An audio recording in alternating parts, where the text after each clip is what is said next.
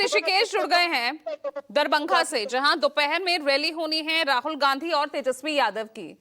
ऋषिकेश 8 दिन मुश्किल से बचे हैं अब मतदान के लिए। अब राहुल गांधी, तेजस्वी यादव, अगर राहुल गांधी इस वक्त मैदान में उतर रहे हैं तो वाकई लग रहा है कि माहौल को बदलने में, समीकरण बदलने में कुछ अहम योगदान रहेगा। ऋषिकेश,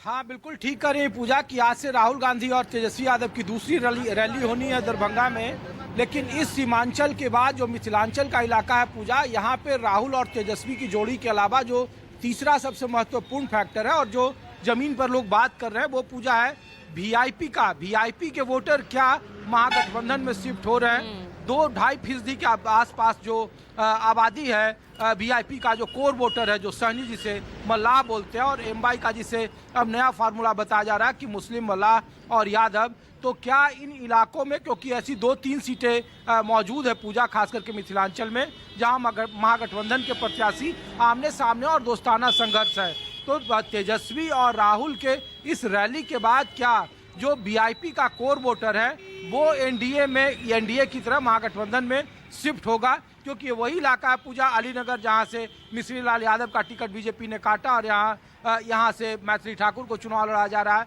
गौरा बोराम इधर का इलाका है जहाँ पे मुकेश सहनी के भाई चुनावी मैदान में है और वहाँ से आरजेडी के प्रत्याशी ने भी अपना सिंबल उतारने से मना कर दिया है। तो इन इलाकों में जो कोसी का इलाका है जहाँ पे मल्लाह सहनी काफ़ी महत्वपूर्ण वोटर है और इन्हें यहीं से मंगनी लाल मंडल है पूजा, जो बीजेपी के प्रदेश अध्यक्ष हैं। तो अति पिछड़ा वोट में सेंधमारी और तेजस्वी के साथ साथ राहुल गांधी का जो संविधान लेकर वो उतर रहे हैं अब से थोड़ी देर के बाद जो दूसरी रैली होनी है दरभंगा में, तो ये काफ़ी महत्वपूर्ण है कि राजनीतिक तौर पर क्या ये समीकरण जमीन पर उतना ही फिट दिखते हैं जितना कागजों पर है। और यही असली परीक्षा है।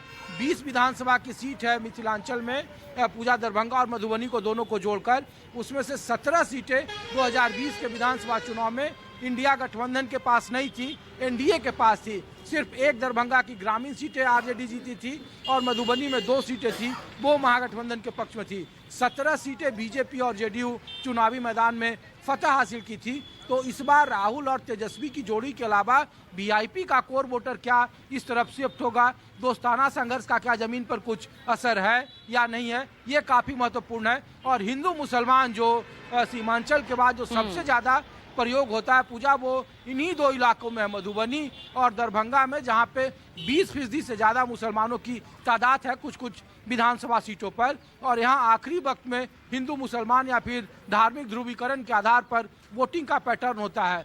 तो ये काफ़ी महत्वपूर्ण है। वीआईपी महत्वपूर्ण फैक्टर है, दोस्ताना संघर्ष दूसरा फैक्टर है, तीसरा हिंदू मुसलमान का कार्ड क्या इस बार बीजेपी करवाने में कामयाब होगी। अगर ऐसा नहीं होता है पूजा तो इस मिथिलांचल में भी इस बार उम्मीद की जा रही है कि कांटे की टक्कर होगी। और वैसे भी तो पूरी कोशिश कर रहे हैं, वो यहाँ कह रहे हैं कि 2% मल्लाह का जो बेटा है वो डिप्टी सीएम बन सकता है, मोहम्मद का बेटा डिप्टी सीएम नहीं बन सकता।